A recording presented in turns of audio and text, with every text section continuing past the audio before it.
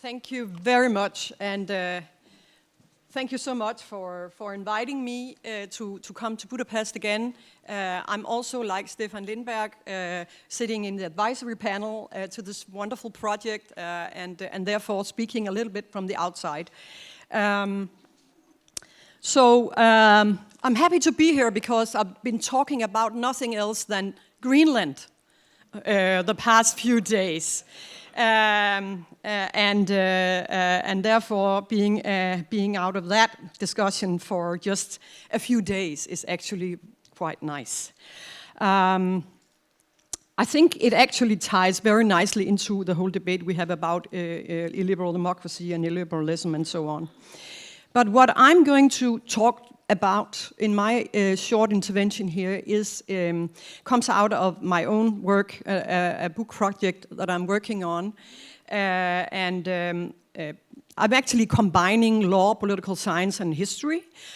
So digging into the archives after the Second World War and looking at why some member states in the western part of Europe, my focus on the European Union, actually didn't think that liberal democracy, in the sense we have talked about it all morning, was the ideal way to go down. These countries, the Nordics and also the UK, thought that political constitutionalism, where courts play a very little role, is a much better way of having democracy. I think we are lacking that debate in the discussion we are having right now. So at the same time as we are experiencing this regression of democracy on the global scale, we just saw Stefan Lindberg's interesting numbers. We are, I don't know if you have noticed this, but we are simultaneously hearing more and more from liberal scholars, left-wing liberal scholars in the academic field, that we should get rid of the courts because they have taken over too much power in modern societies. Why is this? I think that in particular a book like Martin Laughlin's from 2022, which was the reason I started my own work on my book, which is called Democracy Without Courts. I think his book is a very good example. He comes from the left of the political spectrum and speaks about being against constitutionalism. And he calls constitutional democracy, and in particular constitutionalism, which he defines as having courts balancing and even overruling the parliamentary democracies, as a problem and as an ideology. I find that very interesting that we have these developments at the same time as we are seeing more and more autocracies developing and emerging out there. The Scandinavians are in the same boat, but they have been much more quiet and not very theoretical and not intervening in this debate at all. They just decided after the war. I digged into the archives of the Nordic countries, and I found that they actually didn't see any problem in having a majoritarian democracy where courts play almost no role. And instead leave it all to the politicians, right? That's also why if our Prime Minister is successful in rolling back the Human Rights Court, you probably followed that debate, the Danish courts will actually have to follow her decision, because if a majority says you should not rule in accordance with the convention but in accordance with the Danish law, they have to do so. And they will do so, because they have never objected, except from one time, to the majority in parliament. If you're interested in the whole discussion I'm presenting here today, I have an article coming out very, very soon in Global Constitutionalism, and you can find the whole argument unfolded there.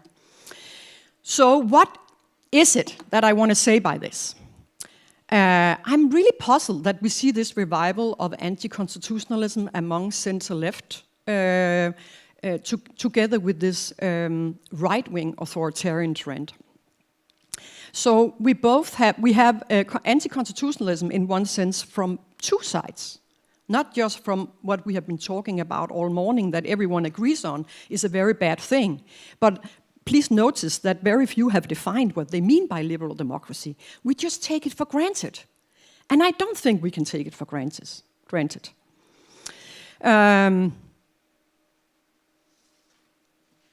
We all know that autocrats and wannabe autocrats, they don't like constraints on their power. That's a very old story, we know all about it. But it's more peculiar that we have this feeling also among the liberals. Several books have come out in recent years arguing that we should celebrate good populism. We have Laughlin's book, we also have this book, which is an edited volume. And what they all argue, we also have these two books, what they all argue is that there should be a return to politics over law. We also have a lot of leftist legal scholars calling themselves legal pluralists, who say, well, we should understand that constitutional identity is important, and the EU court should not push any legal, constitutional legal agenda on all member states. Very interesting. They have a lot of traction these days. So the new political constitutionalists, and I call them new, which is not entirely correct in the sense that several countries already embrace this without being very vocal about it and not very theoretically aware of it. But what the new constitutionalists coming out in these different volumes that I just mentioned, they agree with the populist backsliders that democracy is primarily about forming majorities, which have to be unconstrained by legal tribunals. You see this very clearly in Scandinavia, where we have no judicial review.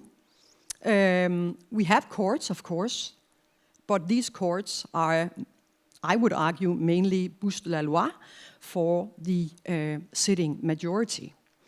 And if you dig a little bit deeper into it, as I have done for my book project, you see a lot of resonance to this opinion in Robert Dahl, Scandinavian legal realism, Alf Ross, celebration of trying to turn law into a science. If you want to turn law into a science, you cannot have any morals. So the judges and the lawyers have to be just defining what the law is as it is defined by the majority. That's also why we didn't get constitutional courts in some parts of Europe after the war, where everyone else joined constitutional democracy. We didn't get constitutional courts because, together with the UK, we still thought that let the politicians decide. Very little has been written about this, not even in Scandinavia. I haven't seen one single article or book sort of explaining this narrative and why it came about. The idea comes from political scientists, but also from Schumpeter, saying that democracy is only about procedures. It's not about substantive values. So a majority cannot have any morality. That's actually the argument of the Scandinavian legal realists. So if the majority cannot have a morality, but is simply defined by who people vote for, you can also not have courts that would have the higher morality and define what values should be protected. And I think that is really the reason why we have this new kind of wave of political constitutionalism, because they very much agree to this point that those who are elected and voted for are the ones with legitimacy, not the unelected judges. This is also a left-wing position today, I think even increasing these years. In populism, and we heard that earlier in the earlier panel, the majority likes a strong leader, and the leader is always right, and okay, it's fine to have courts because we need to have that in order to live up to the EU requirements, as long as the courts are packed with loyalists. So it's in many ways, I would argue, the same kind of, there's no connection. I'm not trying to say there's any connection between these two different narratives, but they are there at the same time. Jan Werner Müller, if you recall, represents a completely different view, together with the whole kind of experience in Europe after the Second World War.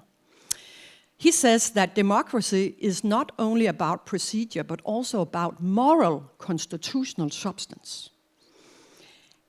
He has this point about militant democracy. Of course, it's not his invention, it's Löwenstein's. But this argument that we should be able to defend these substantive values and rule of law against populist majorities and extreme views is increasingly challenged, I would say, these years, not only among autocrats, but also among in countries in the West, yes. This is also the narrative, the story, the constitutional democracy, the way we talk about it in this conference, is what we taught students after the Second World War. And I find that highly interesting that we are not discussing how this is also challenged today. You can see who this is. Used to be a very good friend of mine. I think it still is, but I was puzzled when he wrote this article, Judicial Review in the Contemporary World. Why? Because he paints this picture of three waves that we are currently seeing. First, and again, I'm focusing on Europe here, he says that with first wave, after the Second World War, this is a typical American narrative, after the Second World War, everyone acquired human rights, strong constitutional courts at the national level, and a desire to check parliaments. The second wave was the submission to international law and, of course, EU law and so on. Without questioning, these supranational legal orders had to be sort of accepted. What's happening these years, Joe Weiler argues, is that we have a new third wave of national courts and governments who, while still pretending to be constitutional democracies, are concentrating all power in the executive and have started to exercise judicial review of institutional governance because it challenges their constitutional identity. And what was even more surprising to me when I read the article was that he says, this is actually quite understandable. We have had enough of constraints on politics. So I'm finished now. I have no time. Time is up. Just a final point. Is there no opposition to this what I call a political constitutional trend that is emerging slowly these years, also from the left and in parallel with the autocratization? Yes, there actually is, and it comes from the European Court of Justice. And I talked to Koen Lennarts not very long ago in Copenhagen, and I asked him, how do you feel about being the one all of a sudden to define liberal democracy more in detail? And he said, yes, that's exactly what is happening because of Poland, Hungary, and also the Portuguese judge's case where the authorities in Portugal had lowered the retirement age for Portuguese judges and lowered their salary. The case was put forward to the European Court, and the European Court said that, of course, this is a problem if the executive interferes in the legislative or the judicial branch. So we have all these cases coming, giving a pushback to political constitutionalism currently, and my point is that we actually have to look to the European Court to find any resistance and also awareness of what we are in the middle of here, which is, in my opinion, a quite dangerous place, both when you are just practicing this as we do in Scandinavia without talking much about it, and also in academic circles where it's more and more common to argue for political constitutionalism. So democratic backsliding is not just backsliding. We need to understand the theoretical reasoning behind it, I would say. So we are dealing both with false flag constitutionalists, as we see in some Central and Eastern European countries, populist constitutionalism pretending to be constitutionalist. We also see liberal political constitutionalists who don't like courts to be constraining on political majorities and who think that political majorities should protect minority rights, not courts as such. In particular because democracy has no morals, it's only about procedure. What are the broader consequences? Well, I started out talking about Greenland and also the kind of challenge we see among many Western and European countries against human rights and human rights court. I think that political constitutionalism and the kind of emergence and increasing influence of this way of thinking, both from the left and from the right, actually resonates with the broader breakdown of the liberal order. So Trump, Putin, and the whole rollback and the discussion about rolling back protection of human rights at the supranational level. So my point is simply, we need to think more theoretically about the concepts we're using and take it by the root instead of just assuming that we all agree about what liberal democracy is, but also that it's a good thing. Thank you.